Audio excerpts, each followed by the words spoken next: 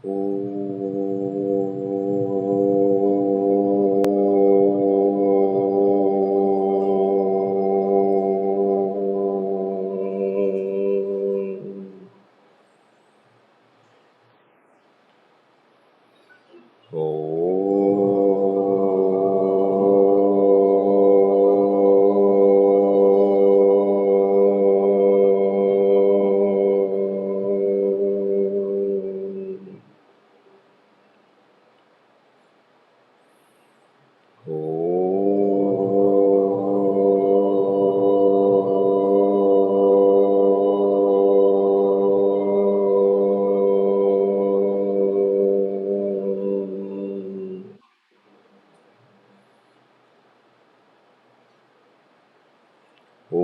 श्री गणेशाय नमः।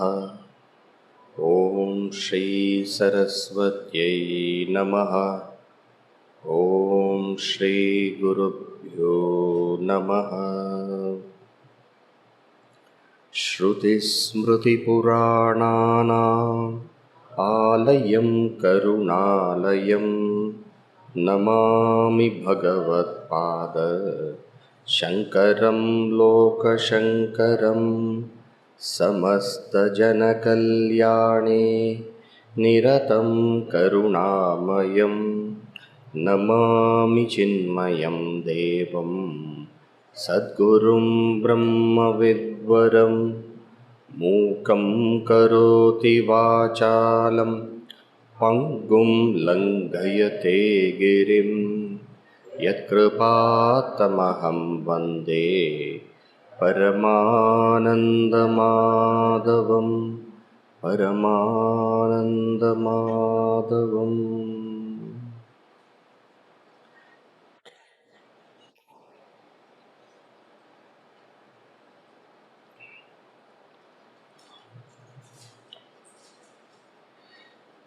Wish all of you a happy Chinmaya Jayanti.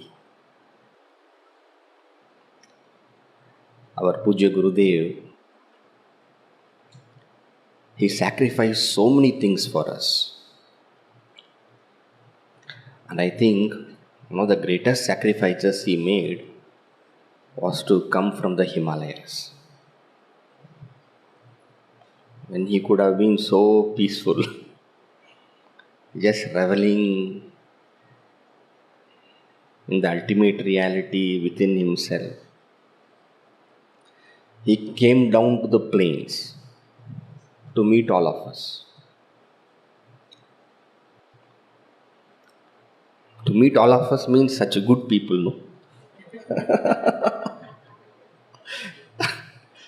To meet all people belonging to samsara, to share the knowledge. You know, it's a very, very rare thing. In the life history of Ramanujacharya, there is an incident. His guru gave him a particular Guhya mantra and then told, don't share it with anybody,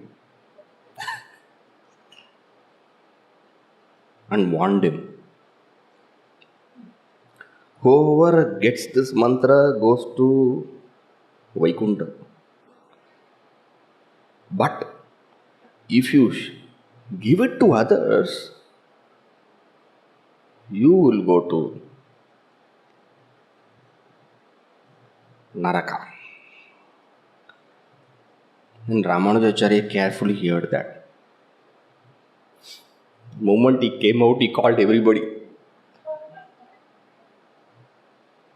And then he shared that mantra, Om Namo Narayana. Everybody he called. The Guru came to know. He called him. What did you do? He said, if everybody can go to Vaikuntha and just one person can go to Naraka, and that is me, it doesn't matter. Immediately the Guru had tears in his eyes because he understood that he has given to the right person.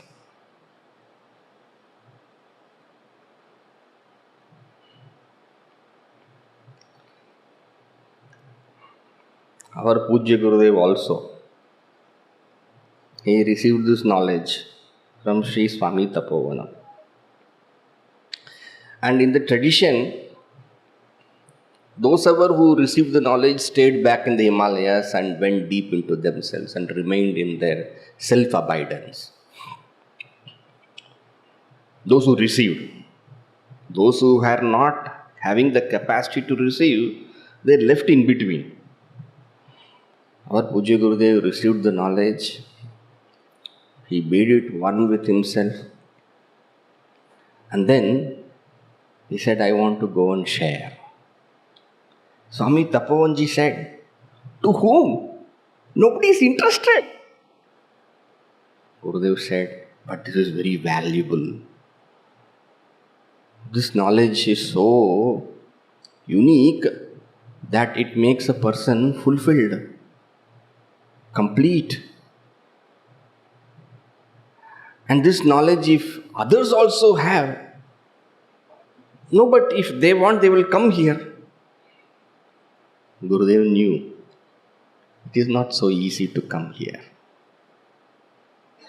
So Tapovanji said, go. But at least there should be 4 people. 4 people should be there. And Pujya Gurudev said very interestingly that in my first talk in Pune, there were 4 people, including me. See, what do you mean, including me? I am the first student. The teacher is not to teach. The teacher first teaches himself. And our Gurudev always used to tell us, when we were students at Sandipni, he used to tell us, what you are going to do is only loud reflection. Loud reflection.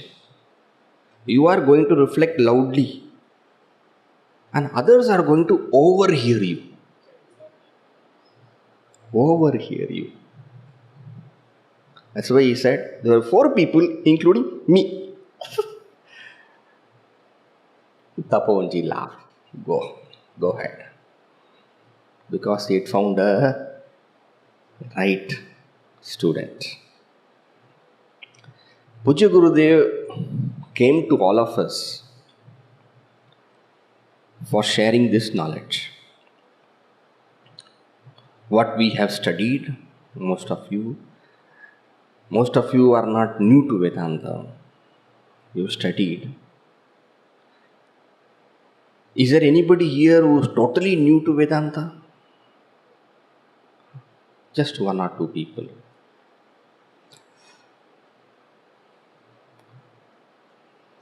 So many of you have studied this knowledge. Some of you have studied from the lotus feet of Pujya Gurudev himself. You know, what will make our Gurudev happy?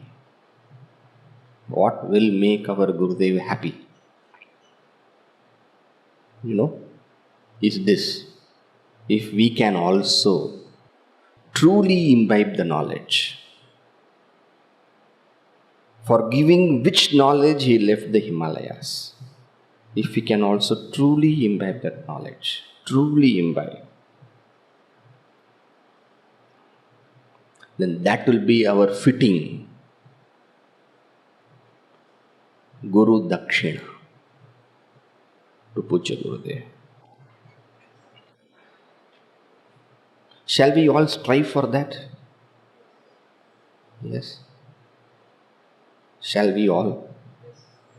I think we behove that to our Pujya Gurudev. We truly behove that. It is our sacred bounden duty. And by giving this Guru Dakshina to Gurudev, we will make him fulfilled. But more than that, we will become truly fulfilled.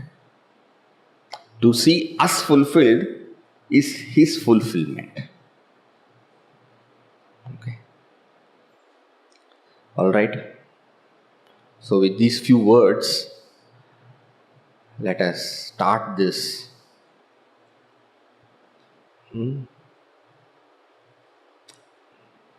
Start this inner unfoldment exercise. Inner unfoldment exercise. All right. The text that we are going to study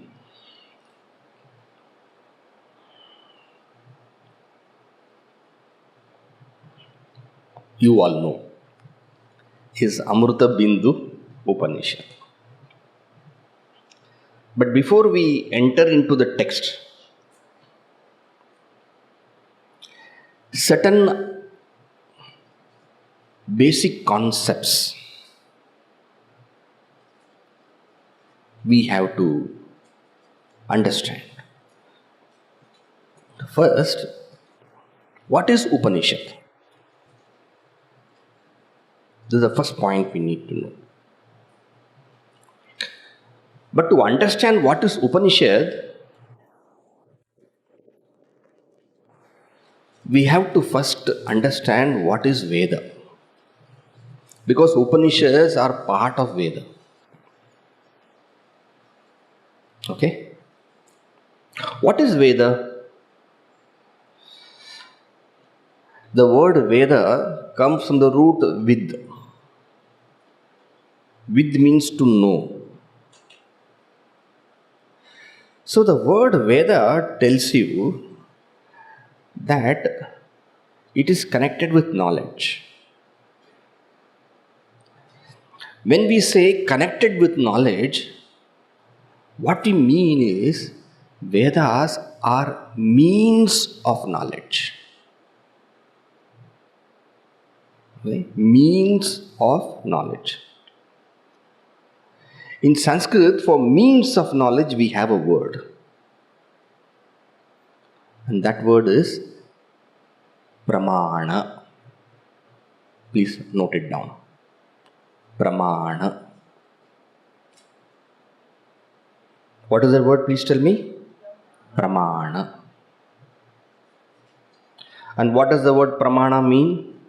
Means of knowledge. Now, when I say means of knowledge, that means of knowledge could be various. For example, with these eyes, I am able to see all of you. Right? So, eyes are a means of knowledge. Okay? Sometimes, books also can become means of knowledge. And that's how we go to the school to study.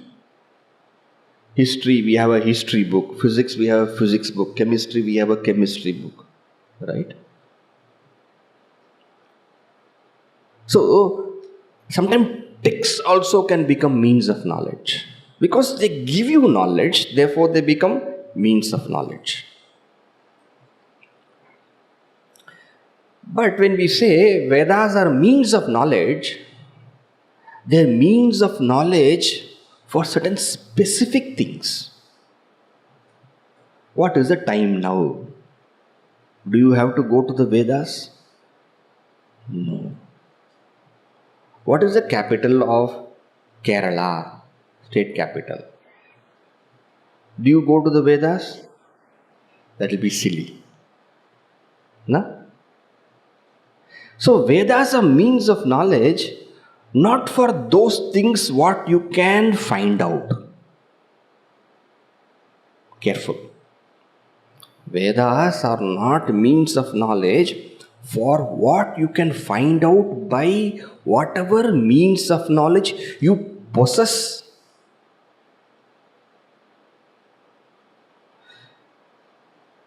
If I lift this glass of water, it is cool.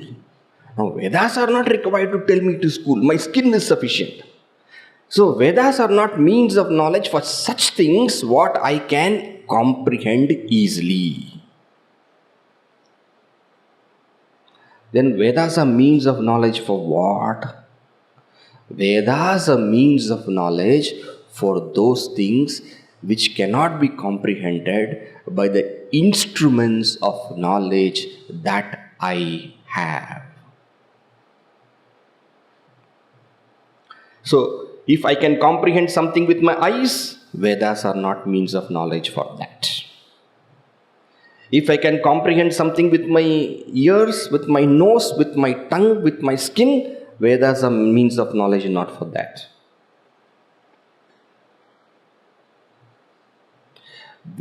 And what all things I can comprehend? What all things I can comprehend? Certain things I don't see.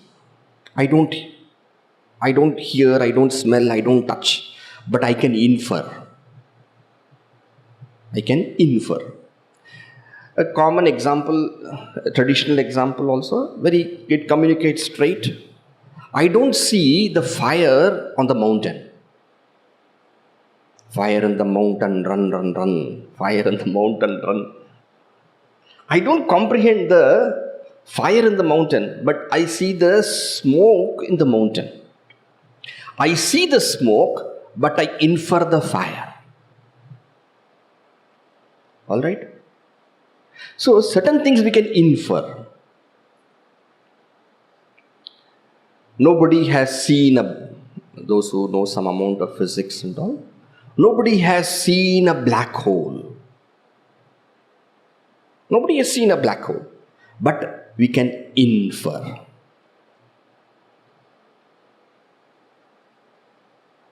We can infer. For certain things to see, our eyes may not be sufficient, but a microscope or a telescope may be required.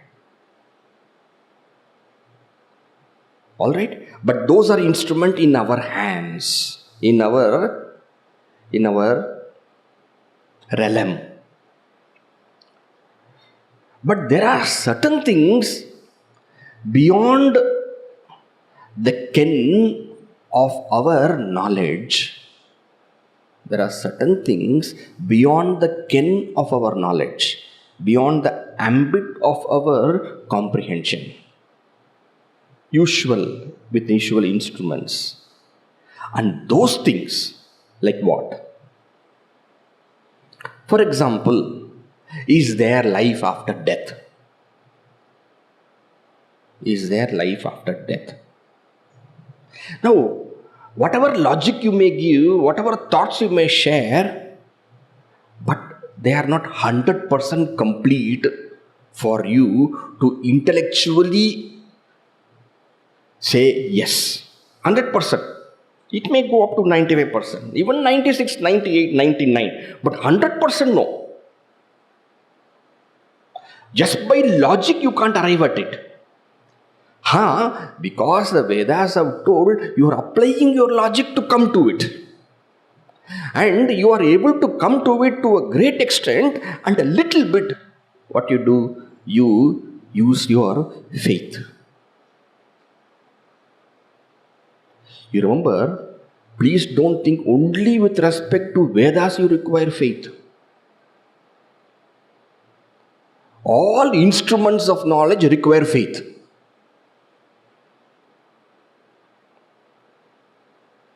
All, even your eyes, you need to have faith. Even with your ears, what you hear, you need to have faith. Even with the books, what you read, you need to have faith. Suppose you are listening to something in the TV, right? And then they are saying something. And then somebody, and this channel is like that. They will tell all rubbish. Who knows whether it is right or wrong? If you don't have faith,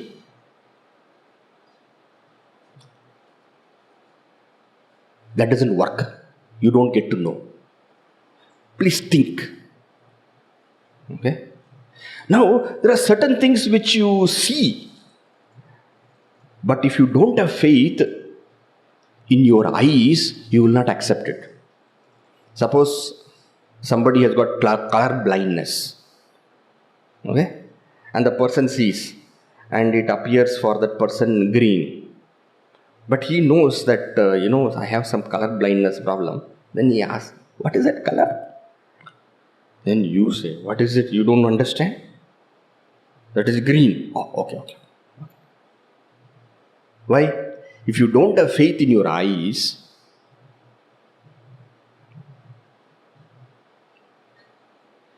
so it is not only with respect to Vedas as a means of knowledge you require faith. In all means of knowledge, if you can see it is a right means of knowledge, you can have faith. Am I communicating? Okay. So in those things which are not under the usual ambit of comprehension, Vedas go into action. It is also a means of knowledge. Like for example, with your eyes, you cannot see the furrows in Mars. Then what do you need? You need a telescope. But you have faith in the telescope.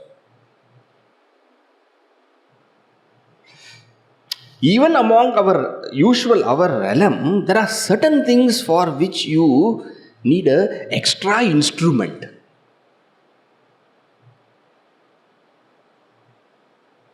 Extra instrument. To calculate very fast, you need a calculator. To calculate still more faster and still more perfectly, you need a computer. To calculate pi to the 1000th degree, to the 10,000 degree, you need a faster computer. You see? How for as the object becomes more and more subtle, you require further instruments to complement to get perfect knowledge. In the same way, Vedas are instrument for certain things. Certain things.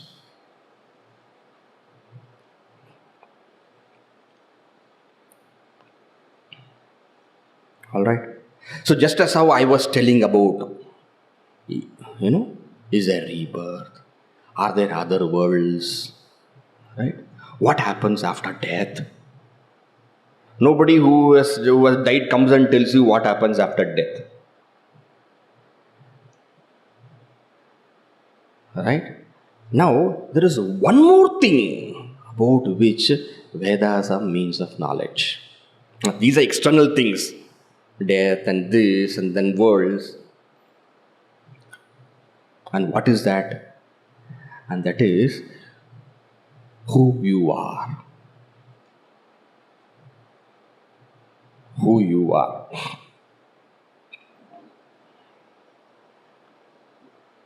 Surprising, no? To know who I am, I need an instrument. And that is because you can't see yourself with your eyes. You can't smell yourself with your nose. You please don't tell me I can smell. I'm talking of the core you, the essence you.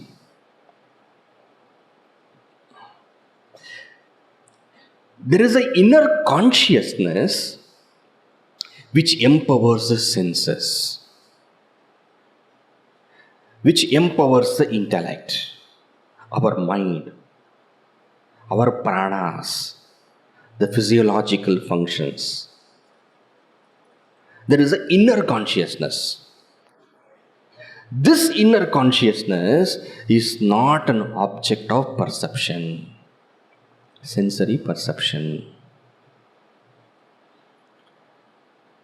This inner consciousness cannot be cognized, known, apprehended through inference. Through inference, you can hint at the possibility, but you can't know it. The distant fire, because of the smoke hints, and you can also go and see. But you cannot come to know the pure consciousness by inference. So Vedas become means of knowledge for the knowledge of my real nature. So basically, Vedas are knowledge for two kinds of things. One is the spiritual. I'm using the word spiritual because that is the very word used, but it is not spiritual. In English, the word spiritual means knowledge about spirits. We don't mean that, but what we mean is adhyatma. Can I use that Sanskrit word? I've used now two Sanskrit words. First word is what? Pramana. What is the meaning of the word pramana? Means of knowledge. Now I'm using second word. What is the second word? Adhyatma. Adhyatma pertaining to Atman. You must have heard of this word Adhyatma Shastra. Yeah. Shastra is the knowledge, the text which gives the knowledge. Shastra is a text which gives the knowledge. So, the text which gives the knowledge about yourself is Adhyatma. So, that is one. And what is the second? Those are material. Upper other worlds. Right? What happens to after the fall of the body? These all pertain to external things. But one pertains to internal and others pertain to external. Okay? So Vedas are means of knowledge for certain external things and for certain internal things. And that is how Vedas are divided into two portions. Vedas are means of knowledge for two things. External and one is about the self. And that portion which deals with giving us knowledge about those external things like other worlds, how to go to the other world, which world you go by doing what action, by which karma, etc., etc. And that portion is called Karma Kanda.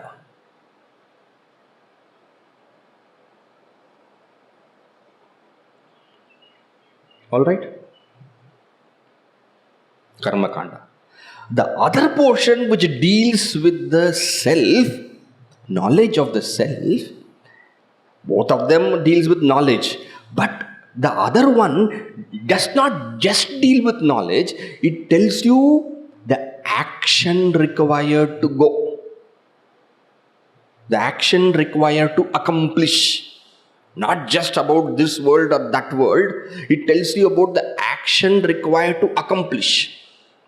Even in this world, not just the other world, even in this world, say for example, it doesn't rain at all.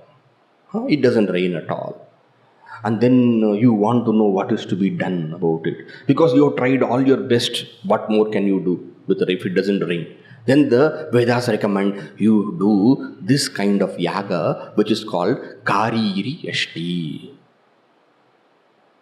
So after all the efforts, one does not have a child. With Kariri Yashti, it rains. Right? Now one doesn't have a child. Then they say Putra Kameshti. Now a lot of people do not know how to do when it's all forgotten, which is a different matter. But yet that science was there. You know that, in Ramayana, Dasharatha Maharaj, even in these times there are people who do this Kariri Yashti and all for rain. So those which deal with worldly things, whether this world or the other world, but worldly things, Karma Kanda. So knowledge they provide and action also they give. And since action is the extra component given, it is called as Karma Kanda. Extra component. But for knowing the self, knowledge alone is sufficient. Why? Because you don't have to create anything. To create something, you need action. To reveal something, you just need knowledge. To create something, you need knowledge plus action. How to prepare upma? Mere knowledge is sufficient? No. You need to have a action. Knowledge plus action. Karma kanda. But for example, to know that you are a man or a woman, do you need knowledge plus action? I know I am a man. Now what should I do? I have to do an action. No, you know you are a man, you are a man. You don't have to create the man.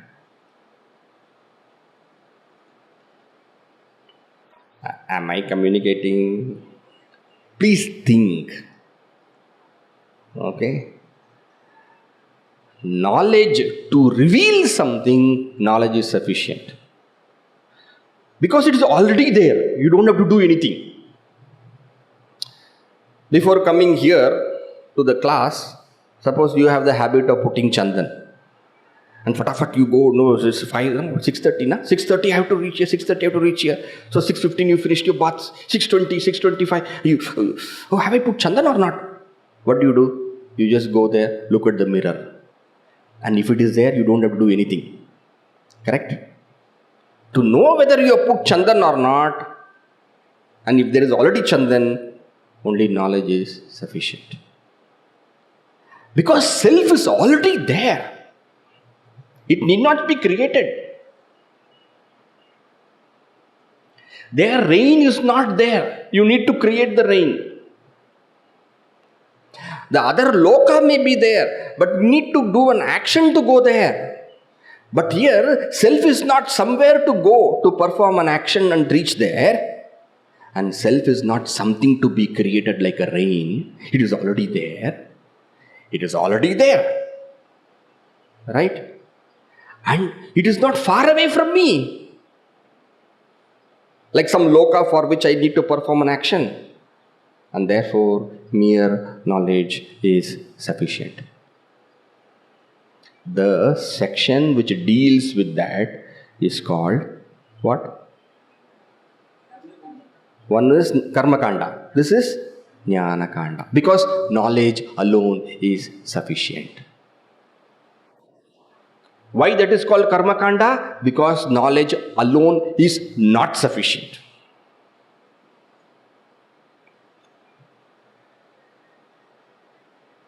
Knowledge alone is sufficient, jnana kanda. Knowledge alone is not sufficient, karma kanda. Okay? This jnana kanda is called as Upanishad. What was the topic? What is Upanishad? This jnana kanda is called as Upanishad.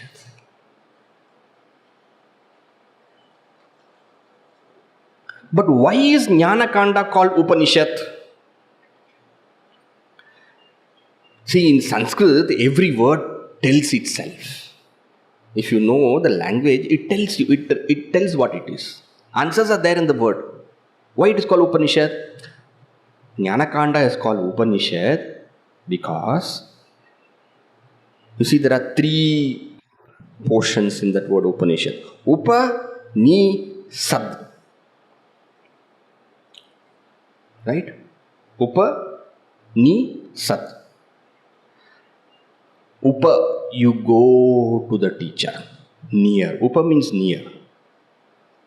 You approach a teacher. Upa, to approach. And when you approach a teacher and you get the knowledge, what happens? Ni, nishchayena, certainly. Sad means to destroy. Your ignorance is destroyed.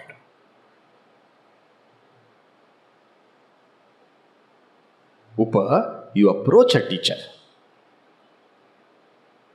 You approach a teacher means what? Is not just physical. Physical you can approach. But what it means is that the attitude of a student. Humility. Not that you go with, I know everything, come on, convince me. Try. Many people try to convince me about Atman, Brahman and all. You try. Come on. Go ahead. No, it doesn't work. You approach with the attitude of real want.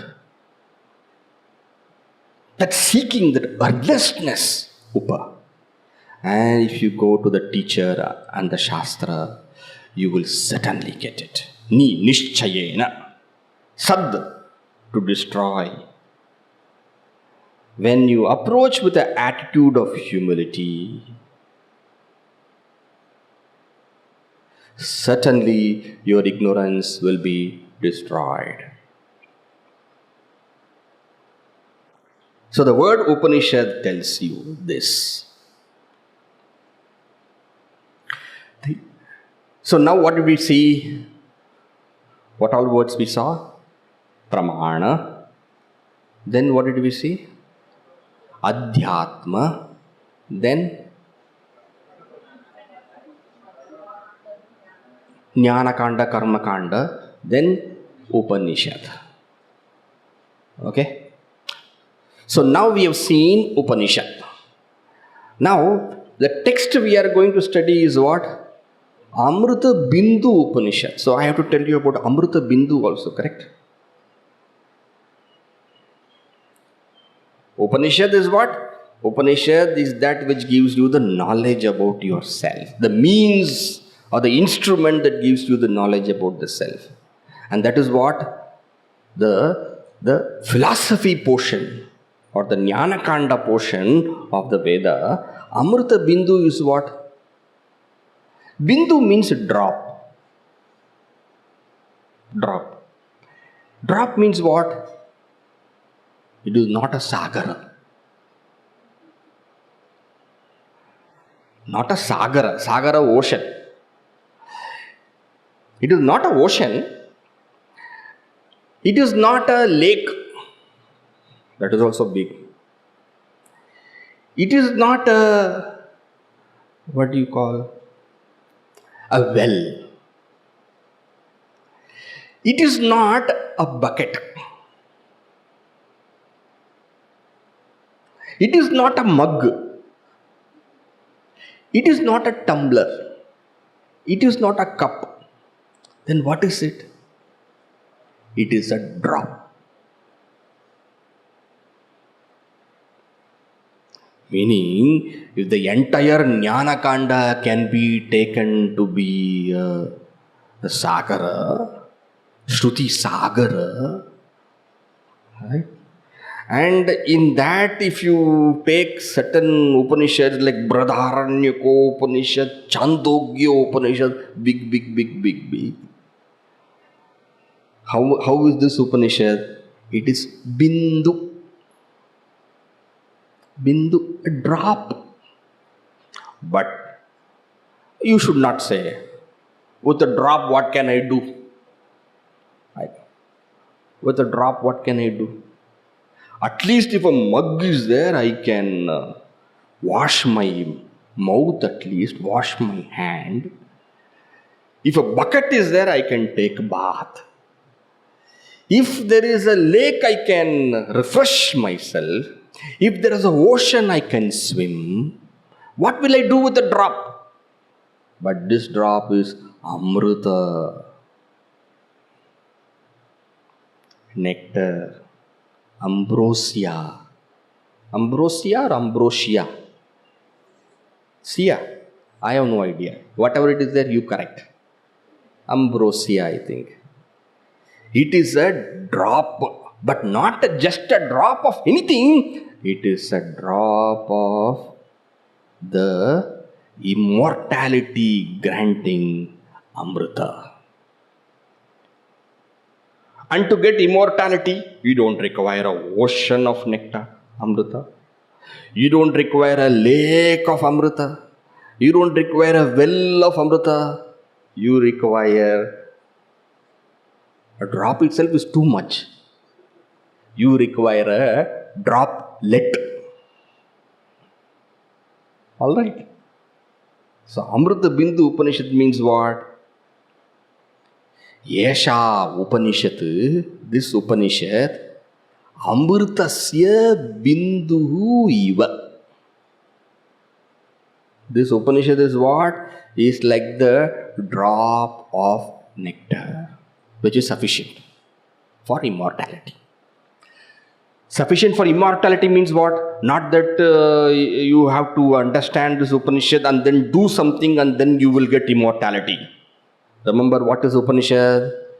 Upanishad is something by knowledge itself.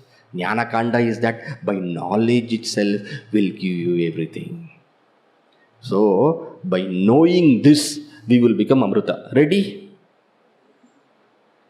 I am ready. Right? By knowing this, you become Amrita. Amritasya yesha setuhu. Another Upanishad says, this is a bridge to go to immortality, to cross over from mortality to immortality. Amritasya putra, says another Upanishad. Oh, sons and daughters of immortality. This is that Upanishad which will give you that immortality. But you know, Amrita drop, you have to be careful. You have to be careful. Because drop, if it falls down, what will you do? You can't do anything. If a mug of water falls from the bucket, still bucket of water is there. Amrita you can't waste because it is just a drop with you. You have to be careful. Shraddhatsva Saumya. Oh dear, be careful. See.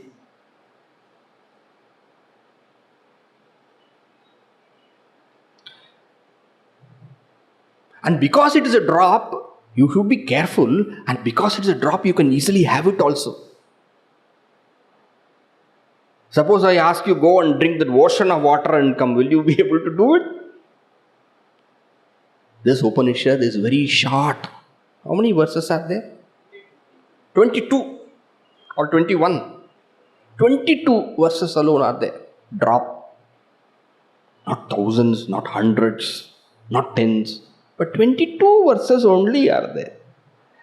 But that's a drop. You be very careful. Even as you study, you pay full attention to it. And it will make you immortal. It will make you immortal. You are immortal. It will reveal your immortal nature. Okay? Veda, Karma Kanda, Veda, Pramana, Karma Kanda, Jnana Kanda. Jnana Kanda, Upanishad. Upanishad means Upanishad. Right? Then what? Amrita Bindu Upanishad. Bindu, Amrita. Be careful. Very valuable. Don't drop it anywhere. Drink it fast. It should not dry away. A drop. It is not difficult to drink. Just put it in your mouth. That's all. It will go. And it is too much. Because for becoming Amrita, drop is not required. A droplet is sufficient. So you can share it with others also. Right? And this is that Amrita which our Gurudev gave us. So let us now go into the text. Before the study of Upanishad, traditionally we chant the Shanti mantra. Okay. Why do we chant the Shanti mantra?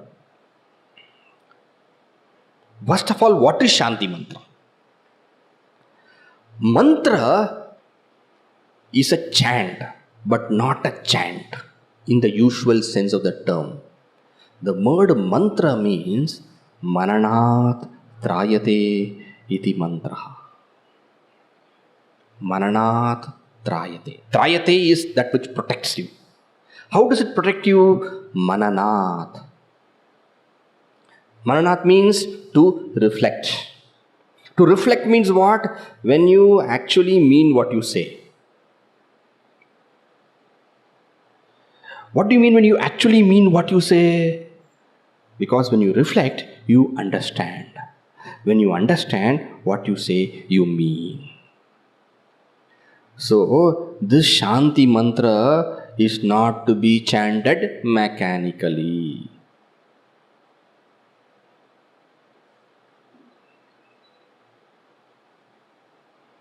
This Shanti mantra is to be chanted with understanding. There are some mantras you can chant without understanding, it will give its result. Even the person who chants does not know. Even the person Om Ham Pat Pat Pat Swaha. पता नहीं क्या है sound है. But this is not just to sound. You have to chant with meaning. And therefore, it is important that we understand the meaning. Because without understanding the meaning, how can you say with meaning?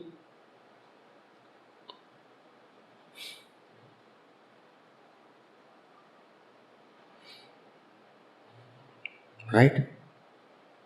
So, why do they chant this? See, you see, mantra we have understood. Shanti is what? To let it become quiet. Let it become quiet. What should become quiet?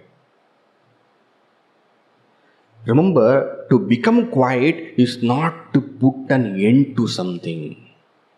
Shanti mantra is not chanted to put an end to problems. Shanti mantra cannot put an end to problems. Then what can it do? It can for some time prevent the problems from coming to you. What is it sometime?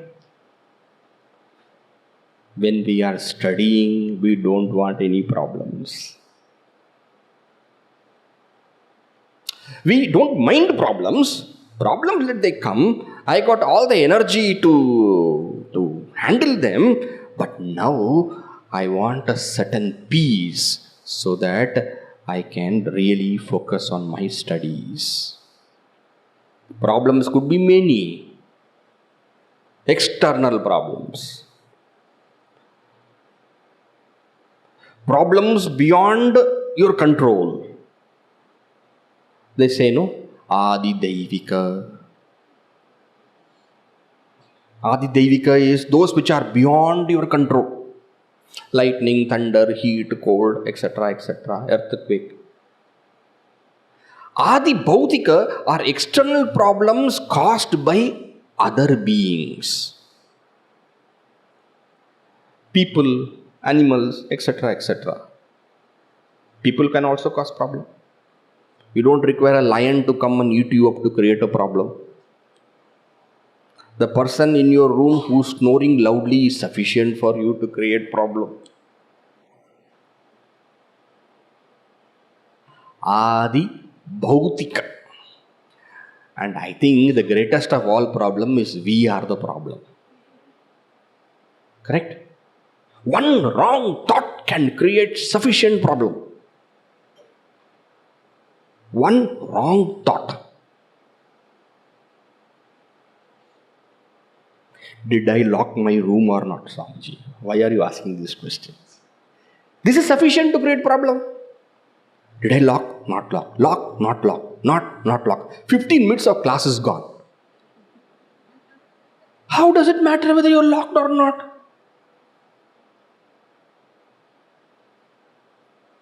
Adhyatmika problem. You feel sleepy in the class. What can you do? You do so many things possible. And you stop breathing also for some time. But it makes you feel more sleepy. Adhyatmika problem. When these problems come, we will not be able to focus. We will not be able to give full attention. Our mind will get distracted. Right? We don't mind trouble. We don't mind trouble. But now, oh Lord, let all difficulties stay in abeyance, Shanti. The knowledge which I am going to receive will give me all capacity to handle all my difficulties. But now, when I strive for this knowledge, oh Lord, give me that freedom from difficulties. I am not afraid of difficulties, but let them be in Shanti. This is what this mantra will give you. And that is why this Shanti mantra is chanted not just by the student, but by the teacher also. Teacher also requires Shanti. Yes or no? Of course. One thought comes to your mind. What is the point talking all these things? Let me close and meditate more. Finished. I cannot do justice. Or suppose this knowledge, you know what? I am teaching everybody. Ego. Finished.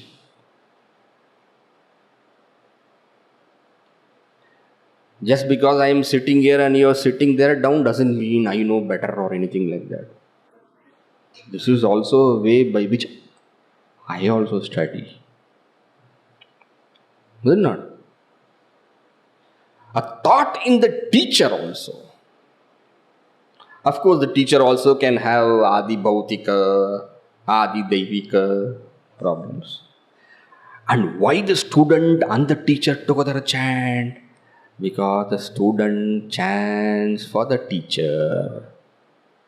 The teacher chants for the student.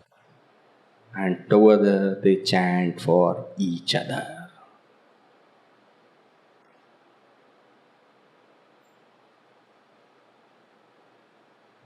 Okay? So this is your request to God. And my request to God, so that we both are able to focus and concentrate on this knowledge. Okay? So shall we chant the Shanti mantra? First we chant, then I give you the meaning.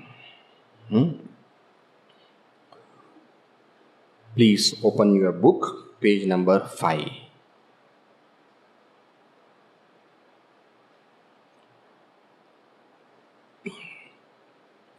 ॐ भद्रं कर्णेभिः शृणुयाम देवाः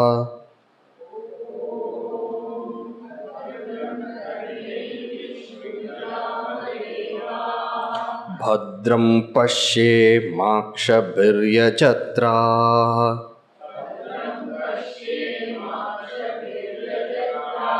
स्थिरैरङ्गैस्तुष्टुवागुंसस्तनूभिः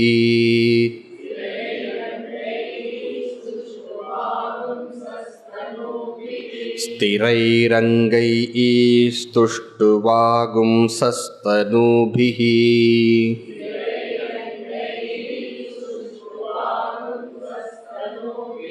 व्यशेम देवहितं यदायुः स्वस्ति न इन्द्रो वृद्धश्रवाः स्वस्ति नः पूषा विश्ववेदाः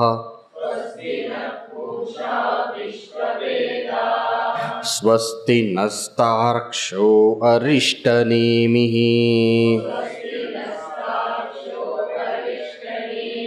स्वस्ति no बृहस्पतिर्दधातु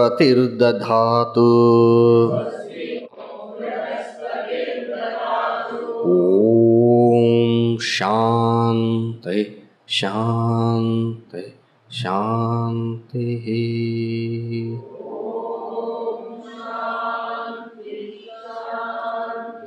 शान्तिः. How many of you know this mantra already? Most of you know. How many of you are hearing this mantra for the first time? 1, 2. All right. So, most of you know, some of you do not know. Therefore, I need to explain it a bit. Not difficult, very simple. Nothing is difficult, by the way, but this is very simple. Bhadrang karne vishrunuyama devaha. Devaha.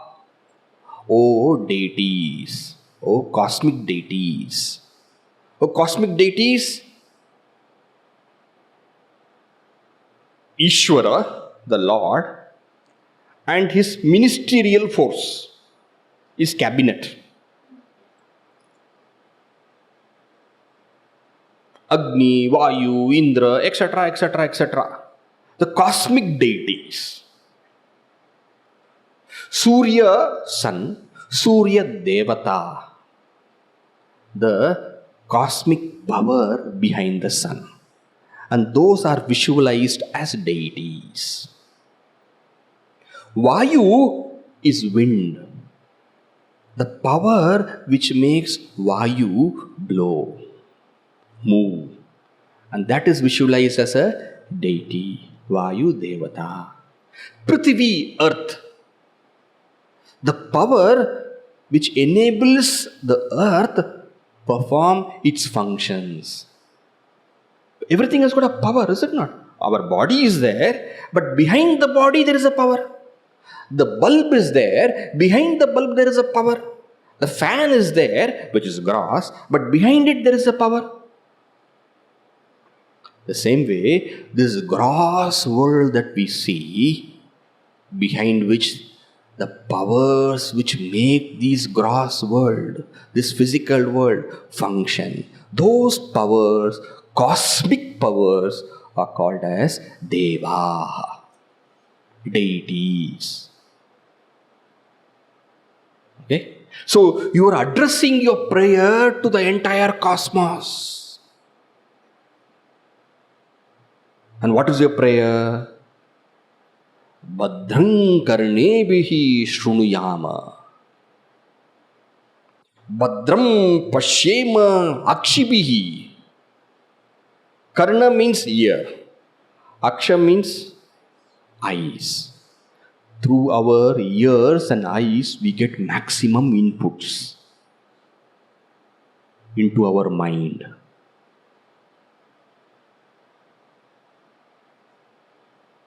Almost 70 to 80% of the information which comes to our mind directly comes through our ears and eyes. And they have the maximum impact upon the mind.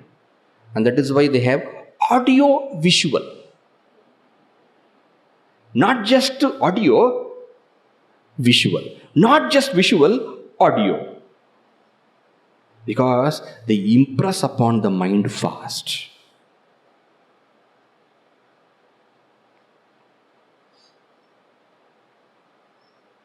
So, what is the prayer? O cosmic deities, may what we hear and may what we see be auspicious. What it means is that let us not have a tendency to hear and see inauspicious things which will disturb the mind. The tendency also is there. What channel you like to watch? What channel? What weekly? In the newspaper, first page, what you see? Thank God there's no newspaper here. This time, let not there be any inauspicious thing banging on my mind. I want some peace to do my studies. Badram karne vishnuyama devaha, badram pashyema akshibihi. Akshibihi with the eyes. Yajatraha, those who protect the worshippers. Yaja, to worship. Tra means to protect. Alright?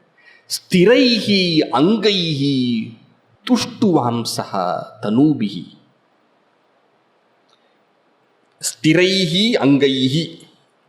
Stiraihi angaihi. Anga means limbs. And limbs how? Stira. Stira means firm. Very important. When you sit half an hour afterwards, oh. Why? The class is fine, but your back is aching. Important, no? Body is very important. Stiraihi angaihi. Okay? Tuštuvamsaha. Tuštuvamsaha means may we all glorify. May we all glorify means what?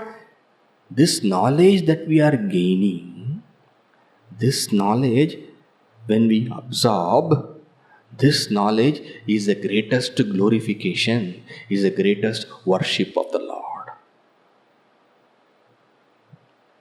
So, with firm bodies, with capable bodies, with energetic bodies, tanubihi body, stiraihi angaihi tuštuvamsaha tanubihi bodies. All of you have one body or many bodies? Tanubihi is said there, plural. You have one body or many body? You have 3 bodies. Physical body, mental body, mind, intellect, right? And then behind the mind there is one causal body which gives inputs to the mind. Vasanas. Physical body, yes, we know. Mind also we know, thoughts are there. That is one more body, subtle body. And behind the subtle body is a causal body. When you're sitting quietly, suddenly a desire comes. Where is it coming from? Inside there is something. Some tap is there. Automatic tap. It automatically opens. Not under your control. The body, okay. The mind, okay. But the causal body is not under your control. And that can create severe problems. So with all the bodies which are firm, suitable for this knowledge, may I be devoted to you.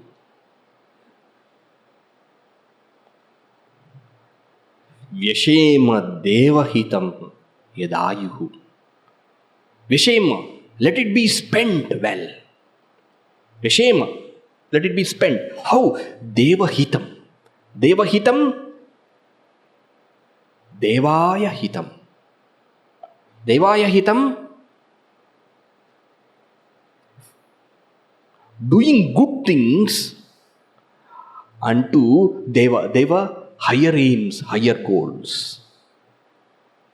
Yadayuhu, whatever ayu I have, with that ayu, not only with the firm bodies, let me gain the knowledge, but whatever knowledge I have gained, with that knowledge, let me live my life in such a way that reflects the nobility and goodness of a higher goal.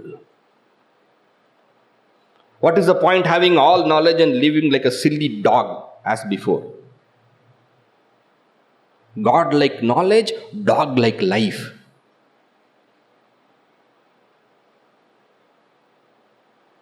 Is not to be there, no?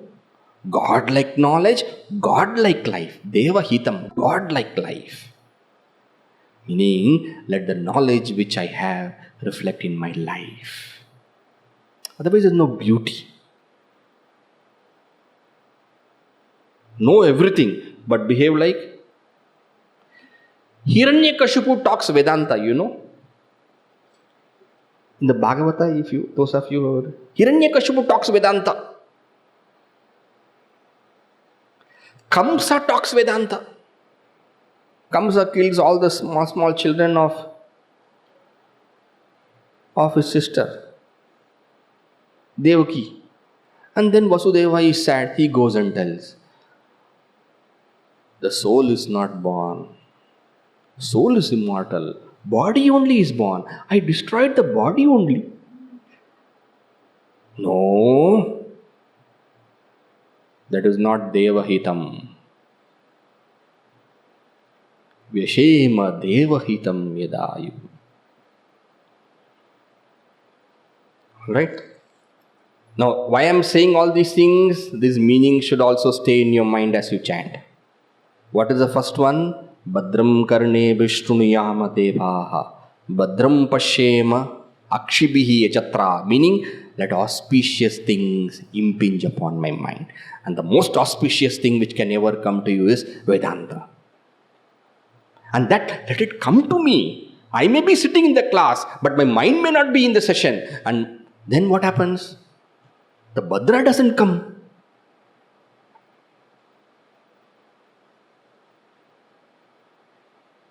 Then, with firm bodies, let me get an opportunity to understand all these things and let me live it in my life. Swastina Indro Vruddhashrava. Vruddhashrava. Vruddha is more and more. Shravas. Shravas means wealth. Shravas means fame. Oh, Indra. Indra is a deity. Vruddhashravaha. Vruddhashravaha with excellent fame. Why Indra is called as a deity with excellent fame? Because maximum number of mantras in the Vedas are for Indra. Meaning, oh, well-known Indra. Meaning, the controller of all devatas, the controller of all the cosmic deities, the prime minister of the cabinet. What I'm asking from you, Swasti. Swasti, be auspicious to me. Be auspicious to me means what? Ensure that all the cosmic deities don't trouble me. You are the controller of everybody. Also, Shravas means wealth. So when you worship Indra's Vruddhashravaha with enormous wealth, you are asking for wealth. And what is the wealth for the seeker? The inner wealth. Shama, Dhamma, etc. Outer wealth also, whatever required, there is no harm if it comes. Any problem? No harm. Let it come. It is also required, no? But as a seeker, your focus is on the inner wealth of quietude, of sense control, of mind control, Shama, Dhamma, Uparama, Titiksha, forbearance. These are all inner wealth. Swastina Indro Vruddhashravaha. Asking for the inner wealth.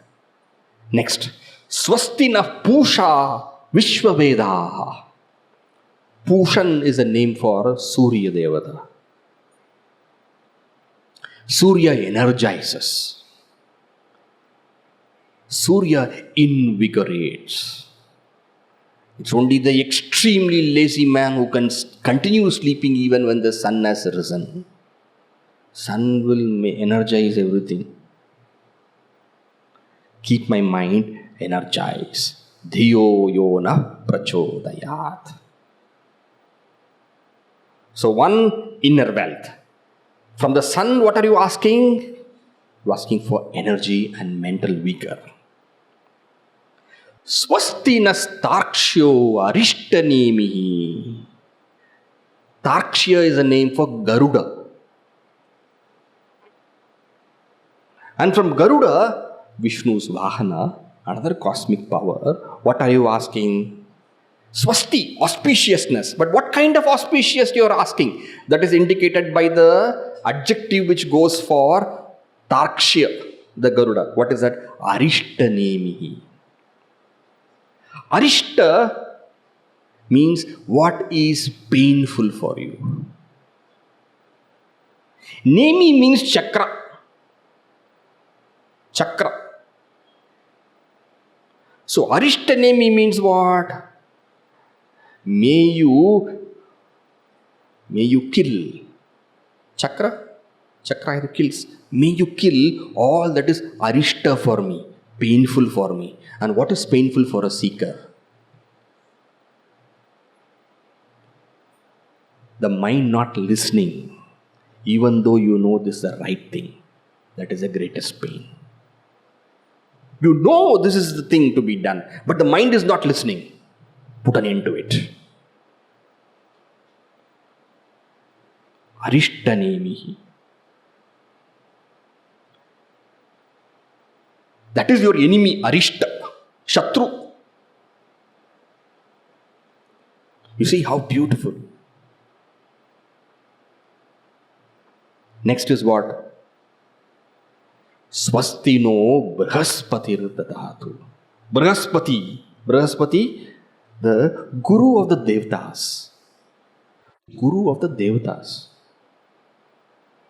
Devatas are supposed to be all knowledgeable. The Guru of the Devatas. You are asking for swasti, auspiciousness, mangalam, meaning bless me with knowledge.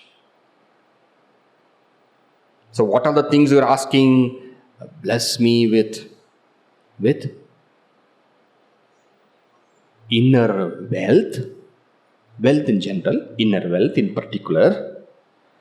Bless me with energy and vigor from the sun. And from Garuda, put an end to the inner enemies. And from Brihaspati, the Guru of the Devatas, bless me with knowledge. This we all pray for each other. Of course, you pray for yourself, but don't be selfish. Please pray for me also. And I shall also pray for all of you.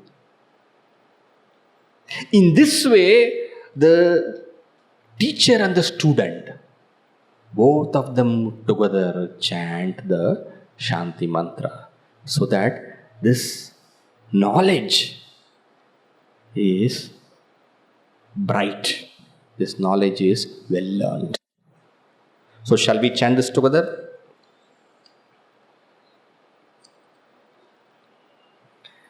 Now meaning you must understand, right?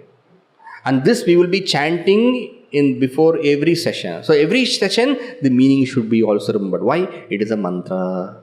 Mananat trayate iti mantra. Or is it too many things to remember? No. You please chant. As you chant, you will get it. Badram karnebi shrunuyama deva, badram pashema, auspicious things. Right? Stiraihi angaihi tushtuvagum stanubihi. What does that mean? Let our bodies be good enough for this spiritual wisdom. Next is what? Inner wealth. Then vigor and energy from the sun. Then from Garuda, inner enemies you destroy. And then from Brihaspati, knowledge. Okay? Now together.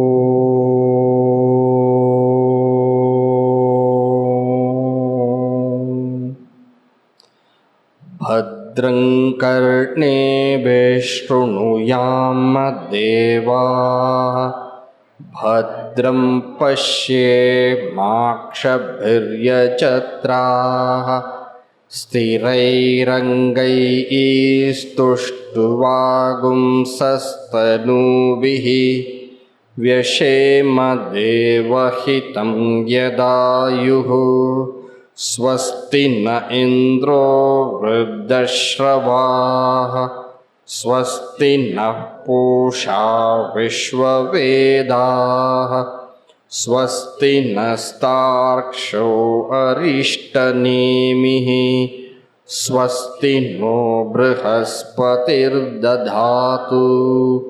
ॐ शान्ति शान्ति शान्तिः। First Shanti, 3 obstacles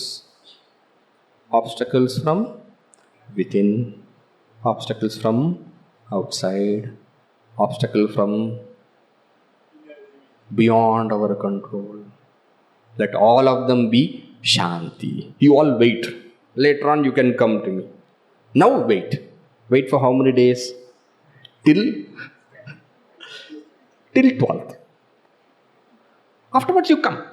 I have strength to handle you. But now I don't want to waste my time handling you. That is a feeling. We don't ask for no problems. Anybody is interested in no problems? Yes, you can have no problems when you die. To ask no problem is to say, give me death. Problems are meant for us to grow. But now, no problems. That is a feeling. Shanti mantra. Okay?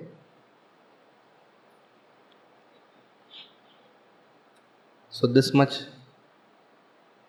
sufficient for the day. May Pujya Gurudev bless us all. We'll chant Bhadram Karne bhi once and then we will do the Shanti mantra.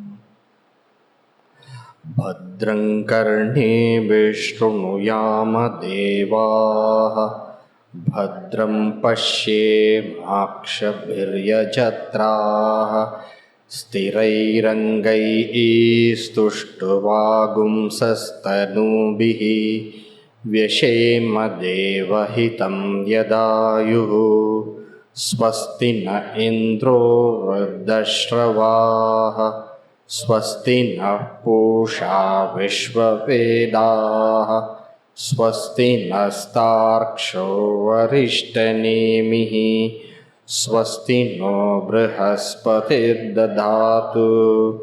ॐ शान्ति शान्ति शान्तिः। हरिः ॐ श्री गुरुभ्यो नमः। हरिः ॐ पूर्णमदः पूर्णमिदं पूर्णात् पूर्णमुदच्यते पूर्णस्य पूर्णमादाय पूर्णमेवावशिष्यते। ॐ शान्ति शान्ति शान्तिः। हरिः ॐ श्री गुरुभ्यो नमः। हरिः ॐ।